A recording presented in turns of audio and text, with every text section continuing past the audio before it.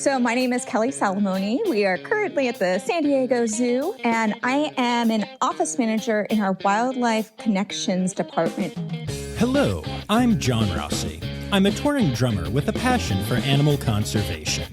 When I'm on the road, I spend as much time as possible visiting zoos, aquariums, and conservation organizations. Now, I want to share those places with you.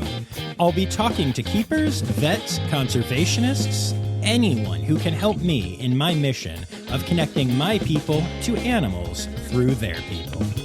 Join me on my Rossifari.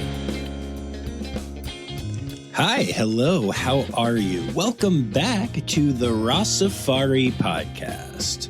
Y'all, I am so lucky and so proud that I am able to bring you all interviews with so many amazing people, from the biggest names in the industry to, keepers that are just starting off, or trainers that just had their first training win or whatever. But today I am bringing you an interview with someone who is totally different than anyone you've heard from on this podcast, and who I honestly believe is one of the unsung heroes of the zoological world. So you're going to be hearing, as you heard when she introduced herself, from Kelly Salamone at the San Diego Zoo. And I'm going to let Kelly talk to you about her job in the interview.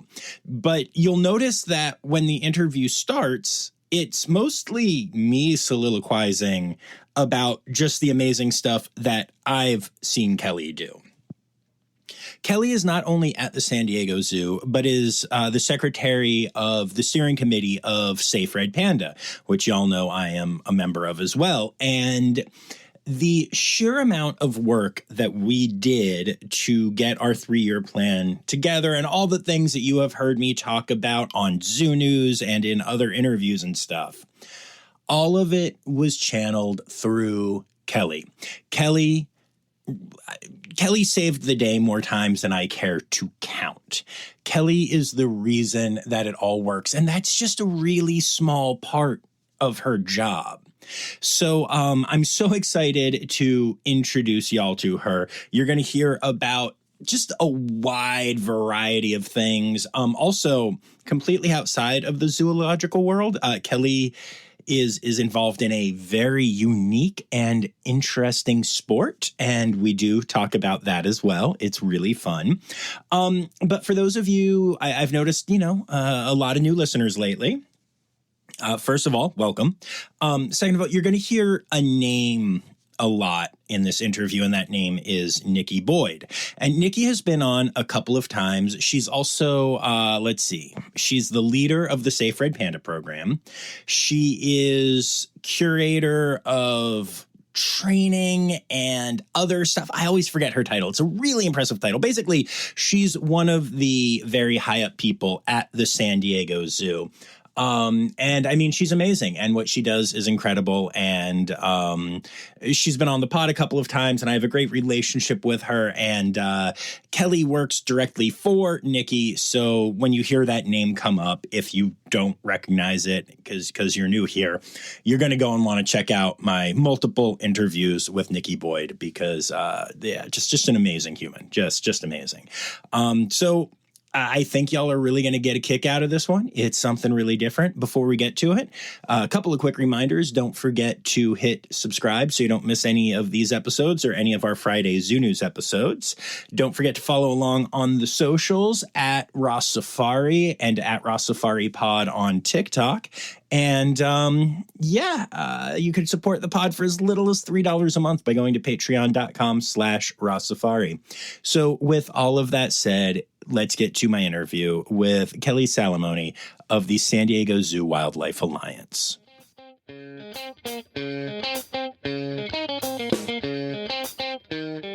One of my favorite things in our little conversations leading up to this was when you were like, "Hey, get ready to learn a lot about spreadsheets." Yes. And I was like, "Can we go to their habitat? Can I go to the behind the scenes area of the spreadsheets?" I'm very excited about that.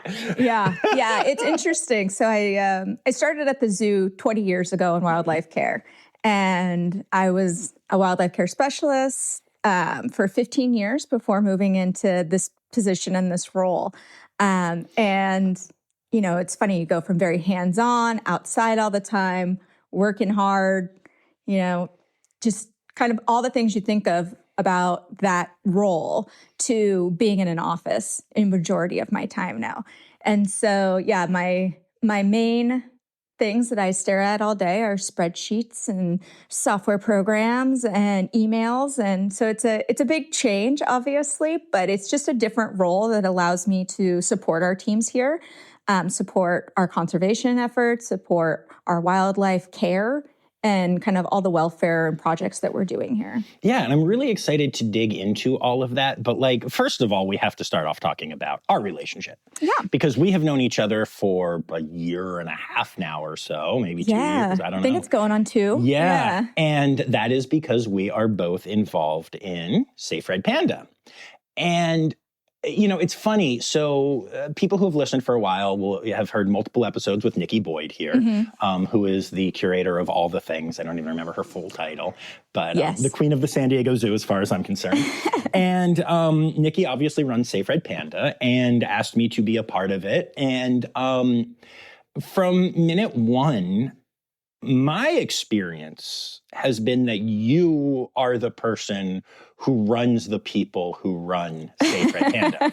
Because we had to put together our 3-year plan and get it approved. And I will tell you, as a professional musician and a podcaster who works for himself, I've never been a part of any project like that in my life. That was so much collaboration and so many meetings. And I know that's like a corporate thing. I know that's how this world works, but it's not a thing I've ever been a part of. And I feel like even though the other people on the team have more experience with it, I feel like we all just kind of wanted to sit and talk about red pandas and have great visionary ideas. And you were the one who was like, "Guys, shut up." like that's great, but also we need a 3-year plan, and you were just talking about something 10 years from now. Let's do the thing. And then you were the one who actually put that document together. Yeah. And we did a lot of the writing in just whatever online shared document things. But then you actually turned it into this living, breathing, incredible.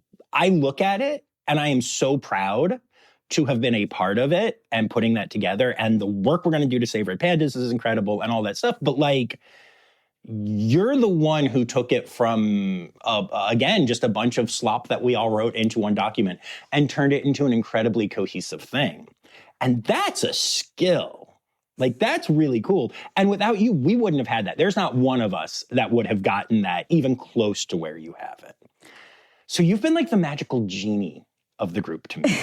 I mean, honestly. It's very kind of you. It's true, though. So I came into this interview not knowing anything about what you do, really, except that you're the magical genie. And Nikki said I should interview you. And that was the whole extent of it. Yeah, so I came on to SAFE Red Panda kind of similar to you. Nikki came to me and said, "Hey, we really want to get this going. I need your help," kind of in a way of helping with organization. And, will you be the secretary for the steering committee?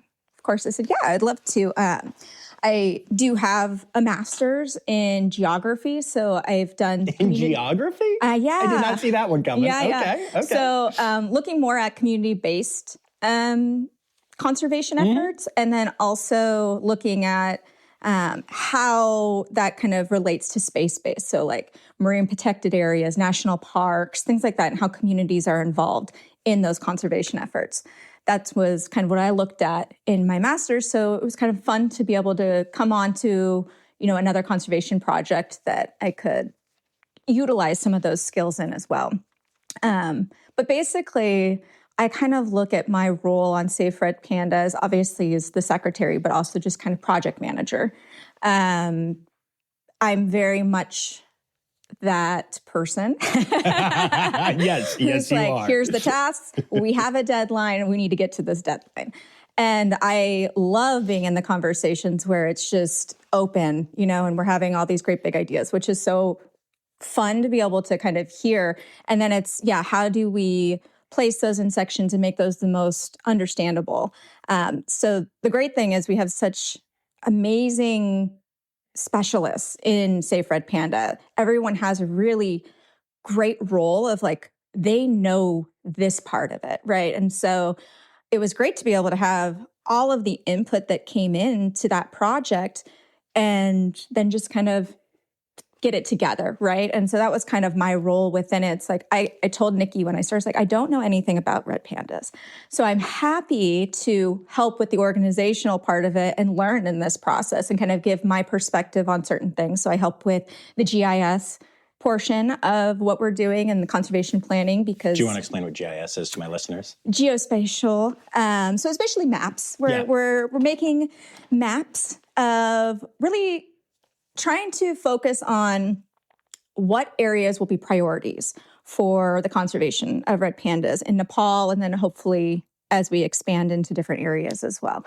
And so we have a specialist here at the San Diego Zoo who is also helping us with that portion of it.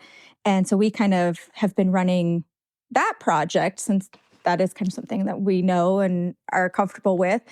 But then everybody else has this specialty, right? And so it's really great to be able to bring everyone together and then see how that just kind of made this really great program. And like I said, the meetings can kind of start to go in different directions, but that's kind of the fun of it too. And so, as long as we kind of get back to what our tasks are for those yearly that we need to get done, so that we can give that information back to AZA and, our program partners, like our institutional partners, other zoos, also Red Panda Network, who is one of our institutional partners. So, it gives us kind of an opportunity to show them those items and what we're hoping to get done in the next 3 years. Yeah. Beyond. Putting that together was, again, I'm guessing you do this kind of thing, but for me, it was such an eye-opening experience. And it was so, it's so cool. And I'm so excited for what's coming. Yeah. And some of the things we can't even talk about on here yet, but we know. And it's really interesting. So I'm curious, since you're not passionate about red pandas in particular, what animals are you passionate about? Well, I have grown to really love red pandas, obviously. And it's just that I never had the opportunity to work with red pandas. Mm-hmm. And so it was a great learning thing. In my career, I worked a lot with our ambassador animals here at San Diego. And so, I've been blessed to be able to work with a large variety, from cheetahs and wolves down to, small mammals and reptiles, tenrecs, ball pythons, all kinds of things. And so I think within that gave me a really good overview of kind of the variety of conservation programs too that need to happen. And just a appreciation for the variety of species that we all work with. I think that these small mammals and the breeding that we're doing, something like armadillos that people don't think about or talk about as much, is just as important as some of these large megafauna that kind of get focused on. And so that's something that I get to see firsthand, every day working with the types of species. And so it's been fun. But yeah, it's hard to say a favorite or something you're most passionate about. I've done a lot of work and we've done some research projects here with some of our cheetahs. I also just love our wolves. I might be a dog person. So That's fair. That's fair. Well, and since you spent so long with ambassadors, you've also worked with one of my favorite species closely then, which would be binturongs. I personally did not work with a binturong. Interesting. I know. Wow. They were in 2 of our 4 areas. Okay. And so my area just did not have a binturong. Okay, that's interesting. But I do. They're one of my top 4 animals. I have had the opportunity to see presentations and go over there and learn about them. And they are amazing animals. They're incredible. Absolutely. So it's funny because most of the time, if not all of the time that I'm at zoos now, I'm either there for Rossifari or have so many connections at a facility that I still get to do all the cool stuff. Yeah. Sometimes it's really funny. There are a couple of zoos that still have been like, we're not sure about doing a podcast yet. But then I still know keepers there, so I get to go do all the fun stuff without having to do the work part. And I'm like, at this point, you guys are just the ones missing out. I'm not missing out on anything. But here is a place where I know some people and everything, but also like I'm just here on vacation for the week. So I didn't even reach out. My first 2 days here, I didn't even reach out to anybody.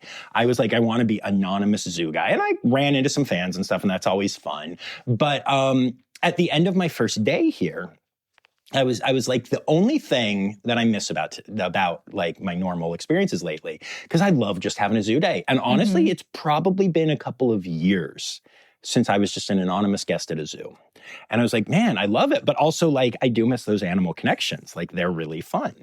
And right before I left, I went over to the ambassador area. And there's the area that has the 2 kookaburras and a binturong right now. And I went over there specifically to see the binturong one last time. It had been sleeping all day, as they do. And I went over and I was talking to it because that's what I do. And it got up and it came down and it put its face right up to the mesh and was like, hello, like it was just sniffing me basically. And I, and I mean, we're apart from each other, but it's only a couple of feet. And a couple other guests came up and they were like, oh, are you like one of the keepers or something? Like this binturong seems to really know you. And I was like, no, just having a magical moment. Thanks, though. And they were like trying to like, hey, hi. And the binturong was just like staring at me. And we just hung out for like 2 minutes that way. And then it went off and went to sleep in a different place. And I was like, and I had my magical animal encounter. Go. That worked for me. So yeah, I'm a huge binturong fan. They're very cool. They're very sweet. Yeah. Yeah. Where I worked, we had, like I said, a variety of wildlife. We also had sea lions at one point. Oh, so nice. That was a fun time in my career to be able to kind of work with animals that, they're just so much fun. Oh, yeah. And they're so smart and, being able to do all different types of training and medical husbandry all the way through to presentations. It's a great experience. Yeah, sea lions are very cool. I've gotten to do some like week-long times where I'm sitting and training sea lions for a week and stuff, and it's an unbelievable experience. Yeah. So let's go back a little bit. So we know that you have a master's in geography, as all zoo workers do. All zoo workers do, yes. And so what was your undergrad? What was your journey to get where you are now? Sure. So for school, I did a dual major for my bachelor's degrees. So I have psychology looking at learning and behavior. And then I did a recreation and tourism management degree. Interesting. And so I focused on that one on sustainable tourism. And that was kind of in that program where I started to kind of see opportunities for moving forward into like a master's program. Because I did have to take a lot of, I guess, environmental courses was more towards that sustainable part. So my specific one was a lot about sustainable tourism. How do we make it eco-friendly?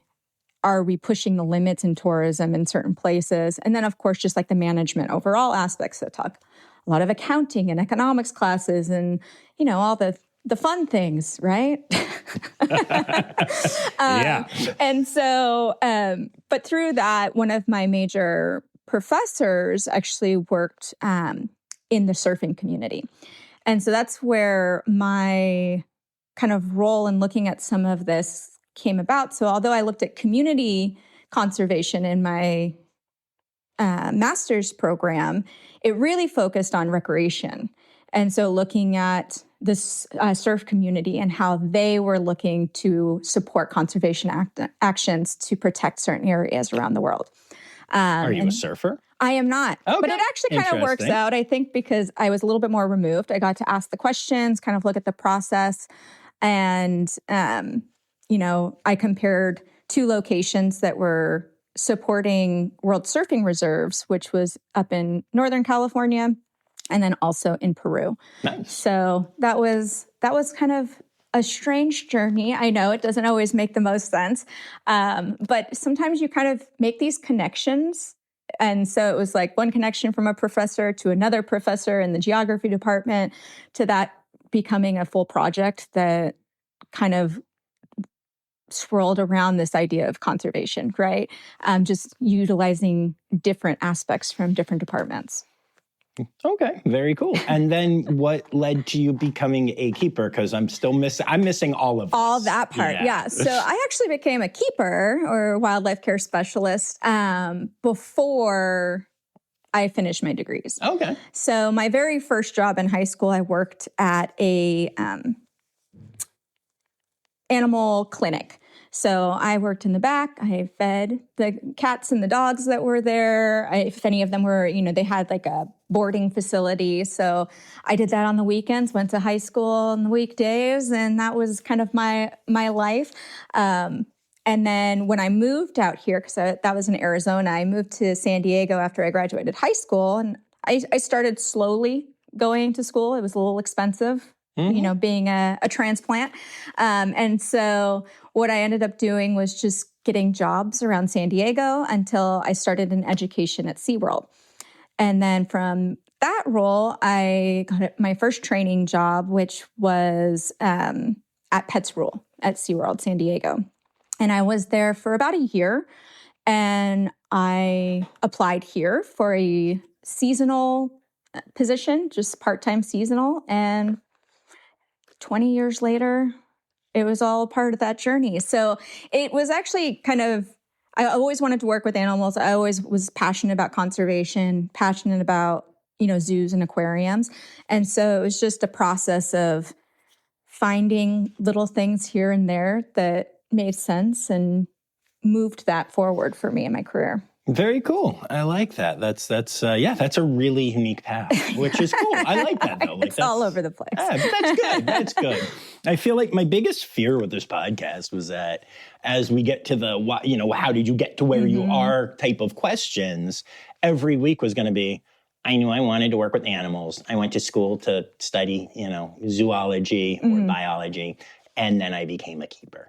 And it has not been that way, which I think is really cool. Also, one of the great myths of zookeeping and working in this industry at all is you can't, you're going to have to move a ton and you're blah, blah, blah.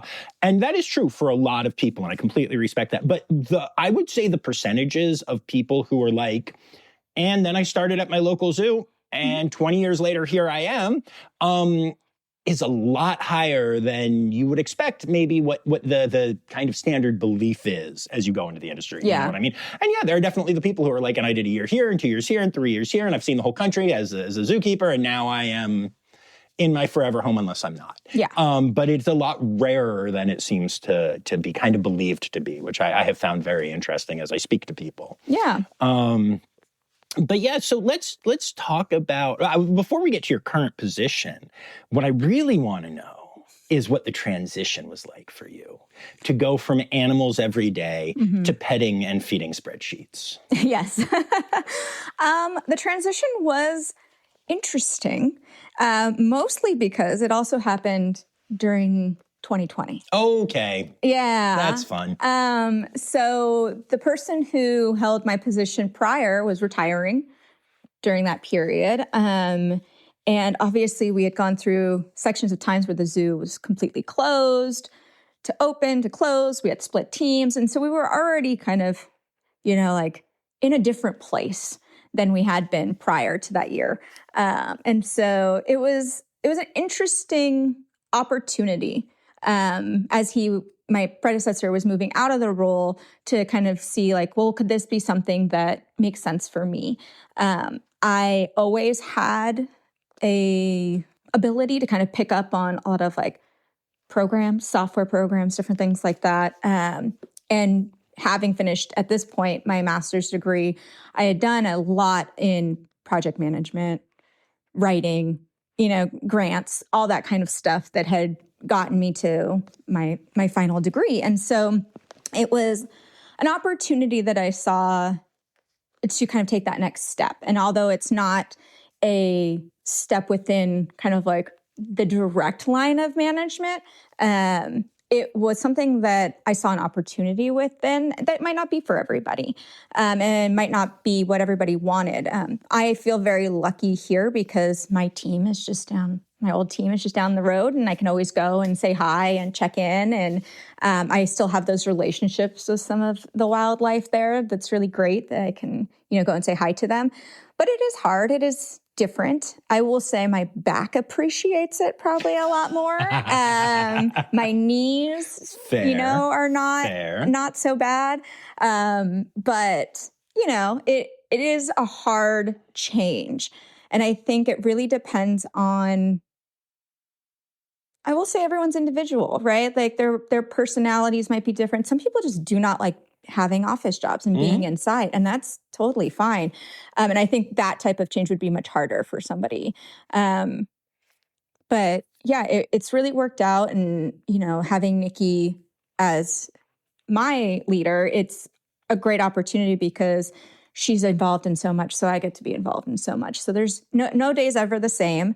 There's some days where you're doing a lot of administrative work. And then there's other days where it's like, oh, I was doing SAFE Red Panda. I was working on something with koalas. I was doing, something over here, working with operations on some of our new options that we want to offer and things like that. So it's nice because there's a wide variety of what I get to do. And so it makes it a little bit easier in that sense, but I'll always miss the animals. Yeah, no, I get that. That would be, that part's tricky, I'm sure. But so tell my listeners about just a couple of the projects that the pies that you currently have your fingers in, just to illustrate how different the things that you're doing are. Yeah, so I mean, you could say like my main tasks from like a administrative role is I do all of our payroll. Oh, so okay. that there's things like That's that. Purchasing, all like for our departments, all the purchasing usually comes through me, and then I work with different vendors if we need to get quotes and project bids and everything like that. All the way to then we get into like some of the other fun and exciting, things that include things like I coordinate all of our wildlife presentations at the zoo. So if there's...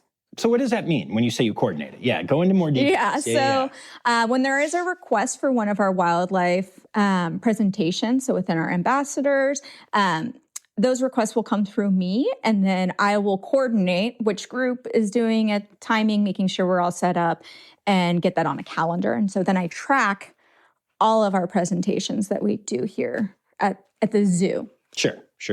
Yeah. Okay. That's very so cool. that is a big portion of daily. I attend meetings about that. So, I meet with our events teams, our education teams a lot to kind of, update on policies, anything that we need to be doing in that sense.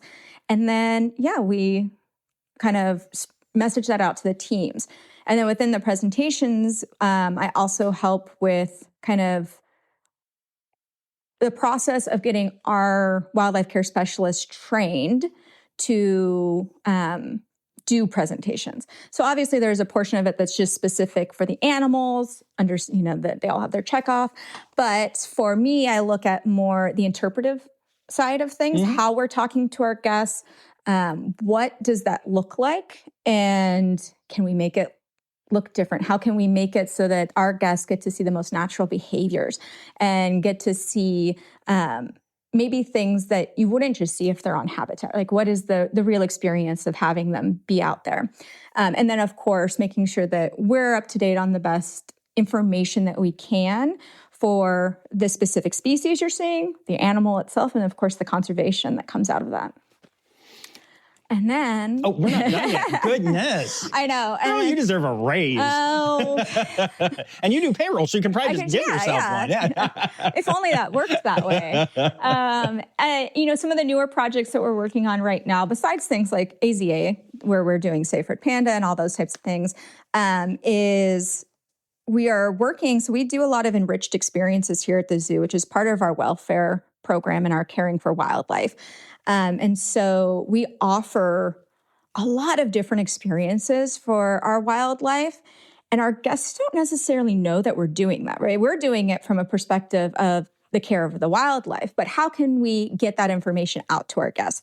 And so recently I've been working with our operations team to get these specific projects that we're doing on our app so that guests can actually see the information. So when they go out there and they see an elephant maybe digging in the dirt and they don't really know why, that information is there. So we can say that, oh, well, there was a cue there, that it knows that there's something buried.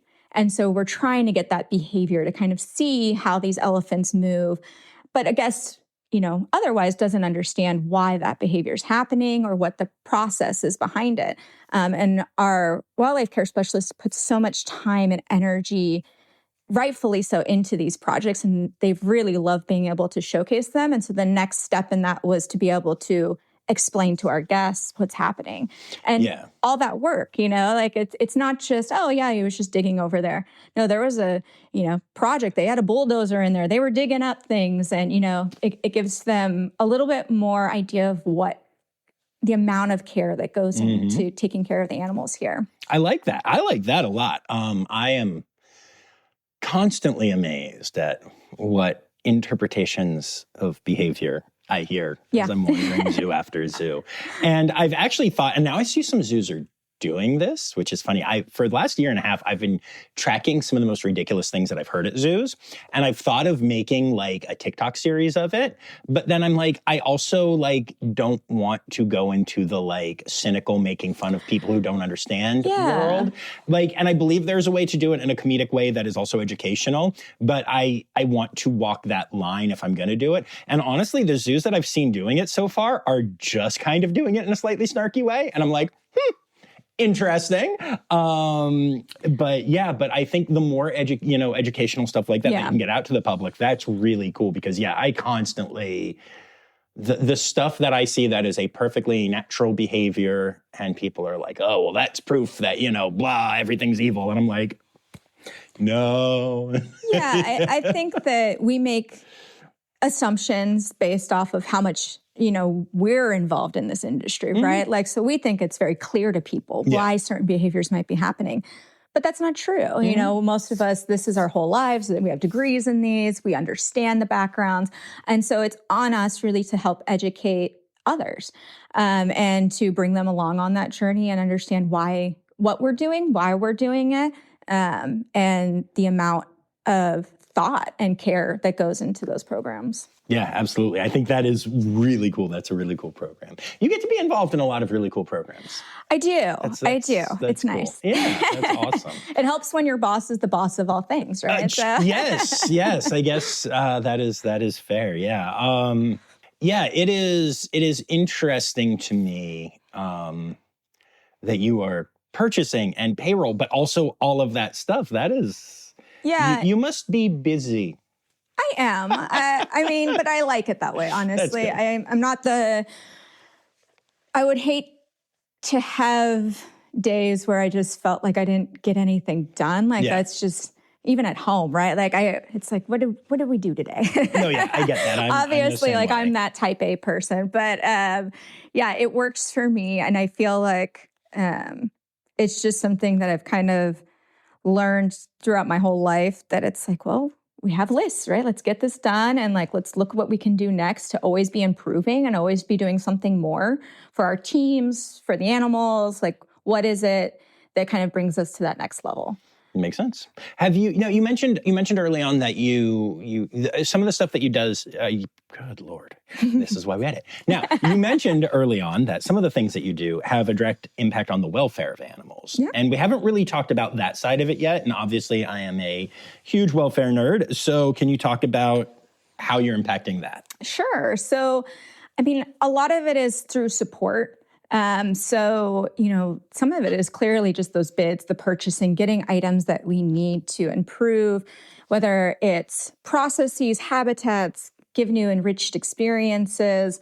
But also in that sense, one of the big things that I'm starting to work on and it is a process, is I've recently undertook learning Power BI, which is it's a business analytics, basically, but utilizing that for our welfare and really looking at our enriched experiences. So to give you an example of something I'm playing around with right now is I told you we'd have these amazing enriched experiences that we do, and we have calendars, right? It's like, okay, this is happening on this day.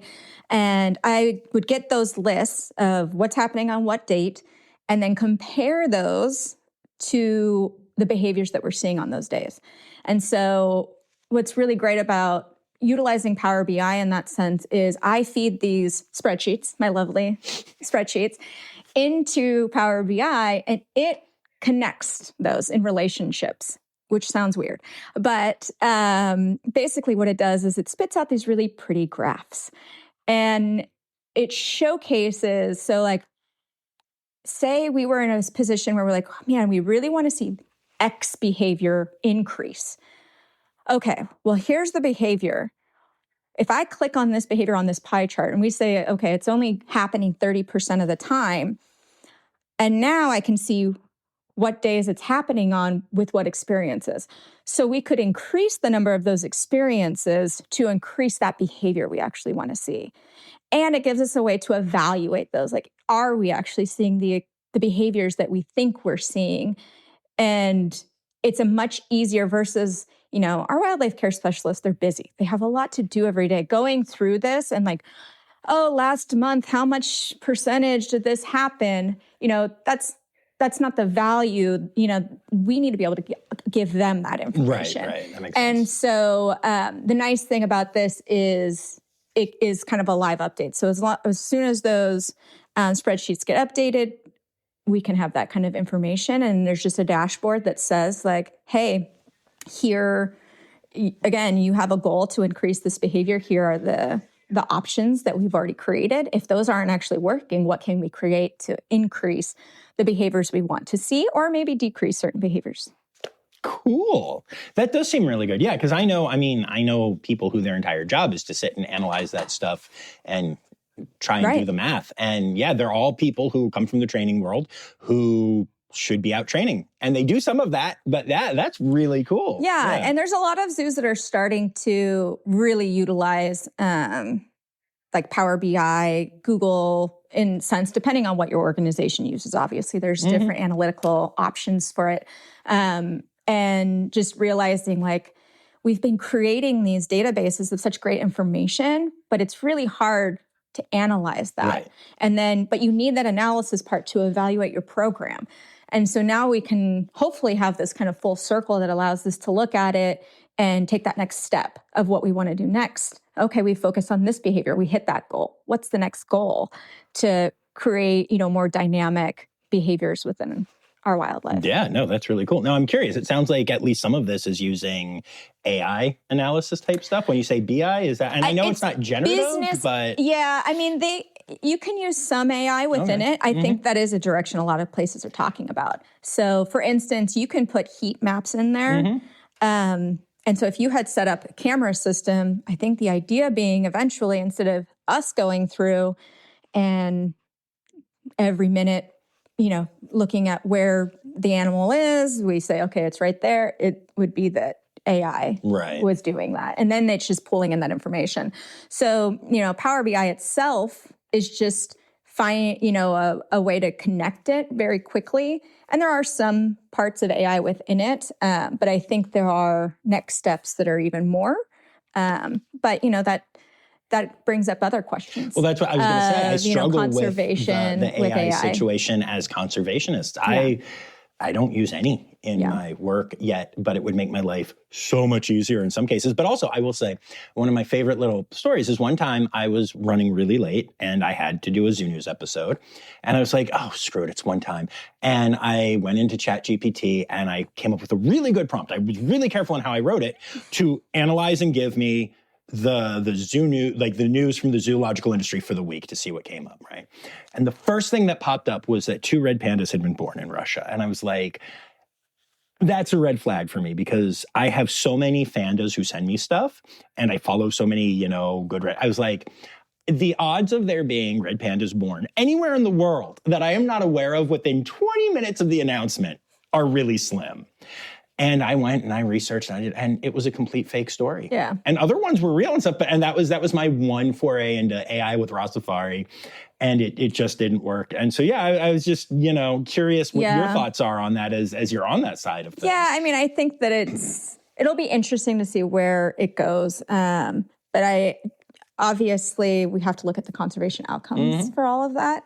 I think minimally using it or using it where it has the best outcomes will be kind of where we can, settle on some of these things. Like if it is increasing welfare and if it makes it easier for us to do that and quicker for us to be able to do some of those things, then I think that's a great opportunity. If we're creating an email template, I'm not sure that's, what needs to it be used for, things like that. But, it's a conversation that I am not an expert in. So I will definitely leave it to the experts and hopefully read up on more of the research that continues to come out. Yeah, I'm very curious about what that's going to look like in the next couple of years because, there are a lot of arguments on both sides, I think. And I'm definitely anti-generative AI, but analytical AI is interesting. But there's one other topic that we have to touch on before we move along, which has nothing to do with the zoological world. Oh. But you have an interesting, is hobby the right word? Oh. I don't know. And I think we need to share this with the world. What did you look me up on?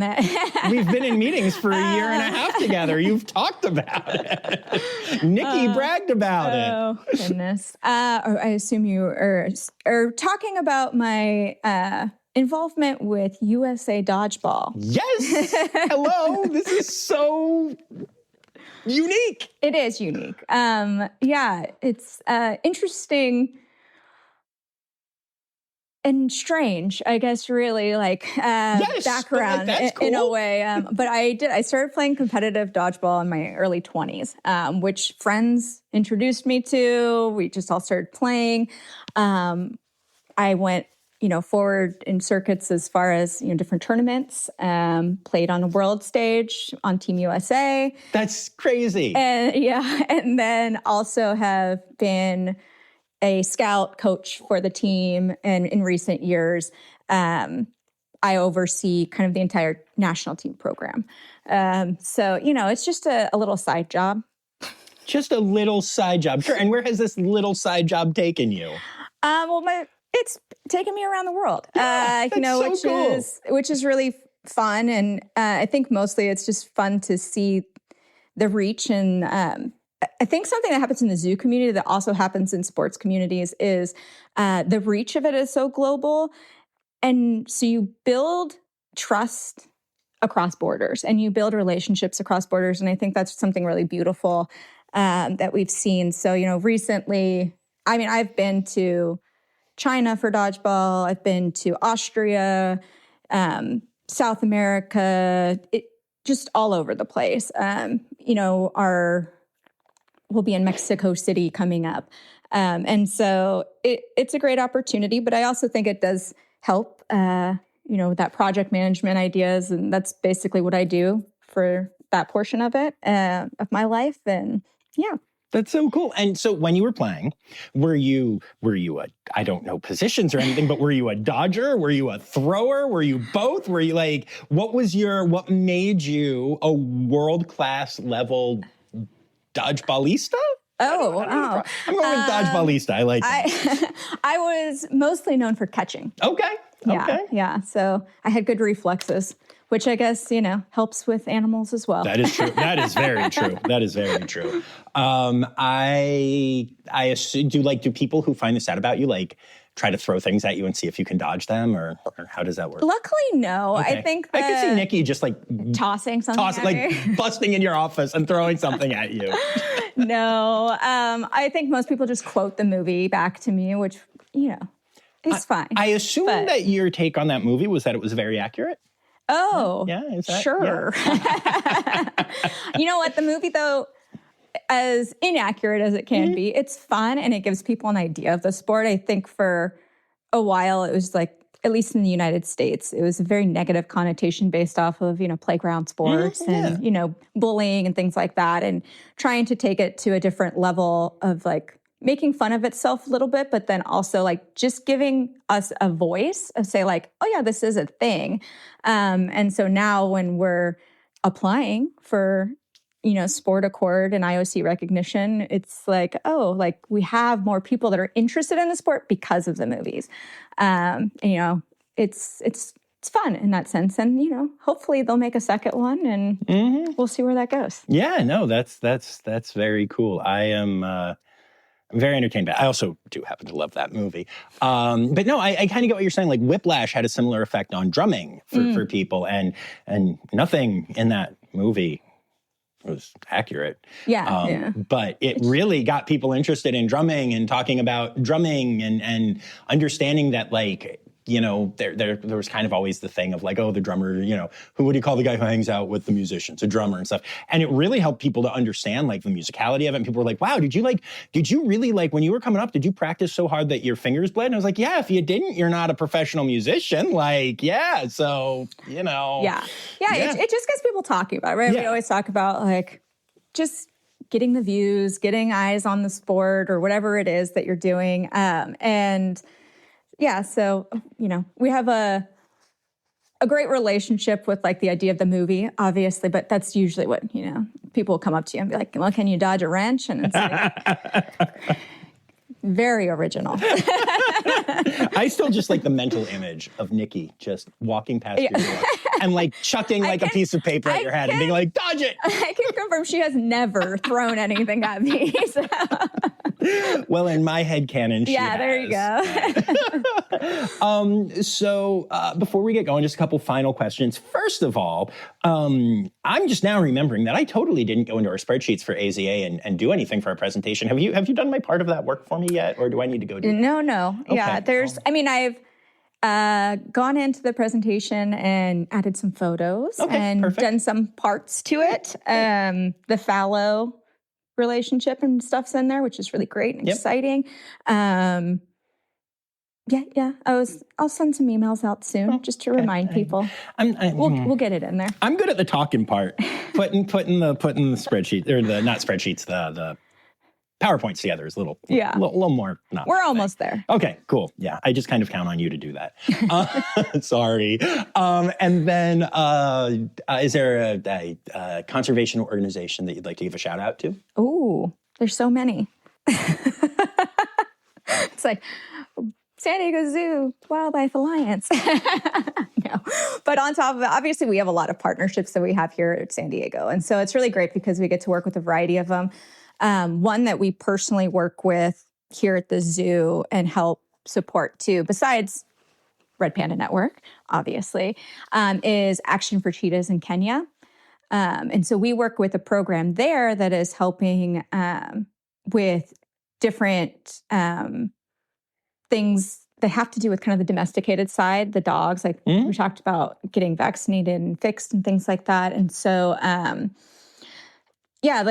that program is really fun and interesting for us because we get the opportunity to talk about it in our programs here when we're talking with our guests about cheetahs and the work that's being done to save an endangered species. So, I think, there's just so many we could go off of. Oh my goodness. Yeah.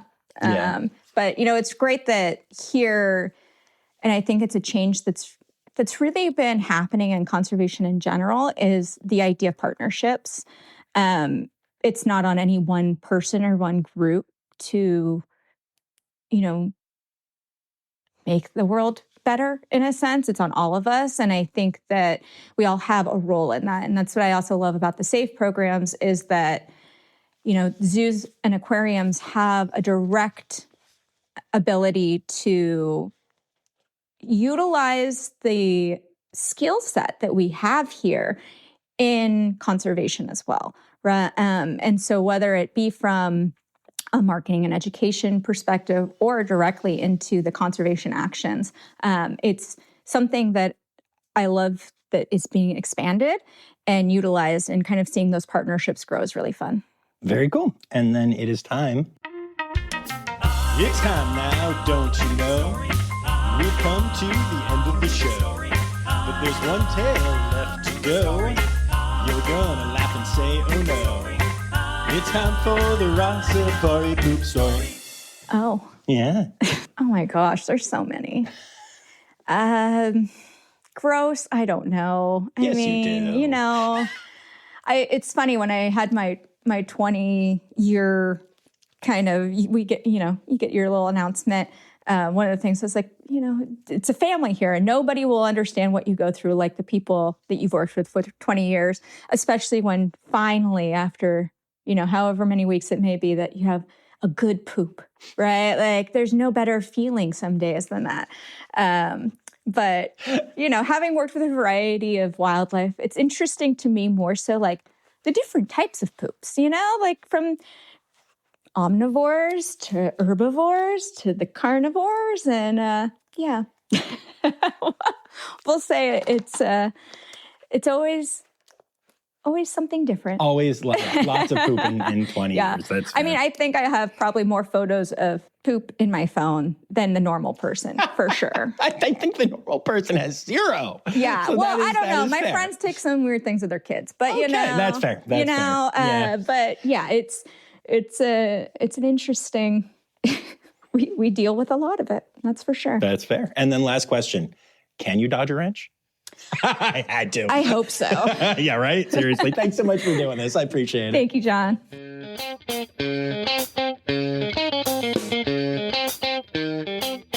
And I just loved talking to Kelly Salamone so much because, frankly, that girl is Kelly Salamone. Anyone still here? Sorry about that.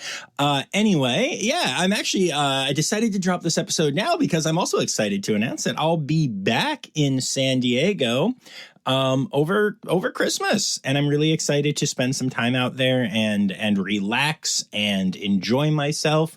I'm not trying to set up any interviews. I'm just trying to go out and have a good time. Travel is booked, and I cannot wait to spend the holidays at my favorite place in the world. I'll be hitting up the zoo and the safari park, maybe one or two other fun things while I'm out there. So I'm looking forward to that very much. But well before that happens, I'll be back here on Friday bringing you a brand new episode of Rossifari Zoo News, and then back here on Tuesday with another interview episode. And before all of that, I have to take a moment to thank my Red Panda level patrons: Dr. Laura Shank, Dr. Stephen Williamson, Barbara Bennett, Jenny Owens, Melissa Reed, Carrie Kirkpatrick, John Lewis, who is also here for stickers, Kevin Williams, and Cormac McMuffin. Meow. And when we come back on Friday, I'll actually have an update for y'all on shots for spots and some other cool stuff going on with the pod. But until then, remember, friends, the word credits backwards is Steiderk. The Rossifari podcast is produced, hosted, and engineered by John Rossi.